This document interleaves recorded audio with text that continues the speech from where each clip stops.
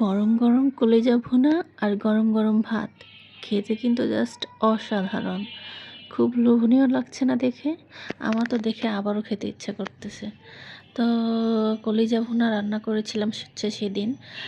গরম ভাত দিয়ে খাবো বাসার সবাই মিলে একসাথে। কিন্তু আমার শাশুড়ি একটু অসুস্থ হয়ে যাওয়ার কারণে পরে সবাই আর একসাথে খাওয়া হয়নি। যদিও তার জন্য একটু সমস্যা, সে কলিজা খেতে পারবে না। কলিজাতে যেমন কিন্তু ভিটামিন আছে, তেমন কিন্তু ক্ষতিও আছে। মানে যেমন পুষ্টি তেমন একটু ক্ষতিও আছে। খুব বেশি পরিমাণে খাওয়া যাবে না।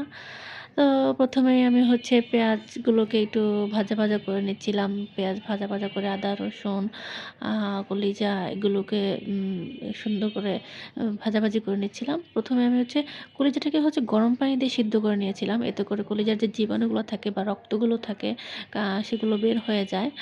আর সেভাবে রান্না করাটাই মনে হয় উত্তম। খুব তাড়াতাড়ি সিদ্ধ হয় এবং তাড়াতাড়ি রান্না হয়। আ তারপর হচ্ছে মসলাটাকে ভালো করে আমি সুন্দরভাবে কষে নিয়েছিলাম। আদা, রসুন, এলাচ, দারুচিনি, হলুদ, মরিচের গুঁড়া এসব লবণ দিয়ে সুন্দর করে মসলাটা ততক্ষণ পর্যন্ত কষিয়েছি যতক্ষণ পর্যন্ত না তেলটা বের হয়ে গিয়েছে। তো যখন দেখলাম যে কষানো শেষ মশলাটা, তখন আমি কলিজাগুলোকে দিয়ে দিয়েছি। কলিজা দিয়ে একটু টমেটো হচ্ছে ব্লেন্ড করে দিয়ে দিয়েছি, যাতে করে টমেটো কিন্তু যেকোনো রান্না করা খাবারের স্বাদ বাড়ায়। মানে সব খাবার না, অনেক খাবারের ক্ষেত্রে এটা প্রযোজ্য যে টমেটো অনেক স্বাদ বাড়ায়। কলিজাটা যখন সিদ্ধ হয়ে এসেছে, মানে কষানো হয়ে গিয়েছে, তখন আমি আলু দিয়েছি।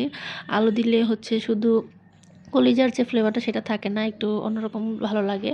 নরমালি হচ্ছে গরুর মাংসের সঙ্গে কলিজা ভুনা খেতে, মানে কলিজা দিয়ে একসাথে রান্না করলে সেটা মজা হয়। আর শুধু কলিজার সঙ্গে আলু দিয়ে রান্না করলে অন্যরকম মজা হয়। তো এই তো আমার আস্তে, আস্তে দেখতে, দেখতেই হচ্ছে রেডি হয়ে গিয়েছে কলিজা ভুনা। গরম, গরম কলিজা ভুনা। দেখে তো আমার আবার খেতে ইচ্ছে করছে। খুবই সুন্দর এবং বোম্বাই মরিচ দিয়ে অসাধারণভাবে খেয়েছিলাম।